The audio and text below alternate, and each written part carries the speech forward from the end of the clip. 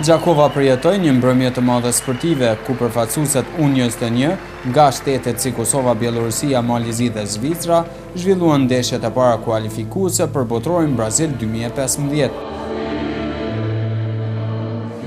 Për përfaqësuesin e Kosovës, kjo ishte më shumë se sportive, sepse merr pjesë në një garë të nivelit të lartë të handbollit, siç janë kualifikimet për botror. Ndeshjet e para u zhvilluan mes përfaqësuesve së Bielorusisë dhe Malit të Zi. Favoriti i këtij grupi, Mali i Zi, pësoi humbje nga Bielorusia, e cila pothuajse gjatë ndeshjes ishte 5 pikë e përsi.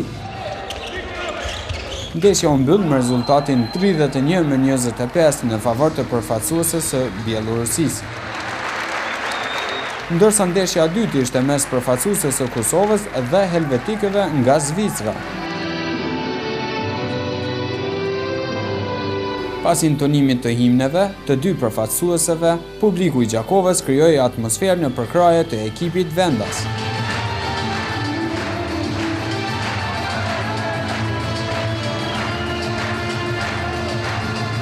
Në fillim djemtë e Kosovës u treguan luftarak dhe u munduan të tregojnë forcën e ekipit të Kosovës.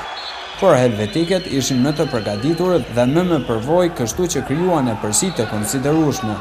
Ndeshja u përmbyll me rezultatin 35-21 në favor të Zvicrës. Kryetrajneri Verim Xherka pranoi se përfaqësuesja jon ende ka rrugë për të bërë.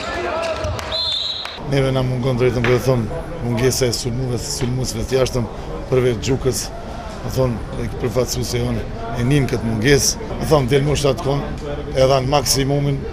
Kjo është e jona, forcat tona janë për momentin këto, besoj dhe shpresoj që të ardhmen që përfaqësuesja jona apo handbolli jon të kthehet aty ku ka pas vendin me një kvalitet sa më të mirë. Ndërsa trajneri përfaqësuesës së Zvicrës tha se ishte një ndeshje e vështirë. It was a difficult game because we didn't know the team of Kosovo. Ishte një ndeshje e vështirë sepse nuk e njihnim ekipin e Kosovës, kështu që u desh të treguhemi të vëmendshëm në mbrojtje dhe të fortë në sulm. Mendoj se ishim ekipi më i mirë sot dhe jam i lumtur që Kosova ka bërë progres në handball, sepse kjo është shumë e rëndësishme për sportin e handbollit. Ndërsa në mbrëmjen e sonte do ndeshen përfaqësuesit e Malit të Zi me të Zvicrës dhe Kosova do ta ketë për kundërshtar Bielorusinë.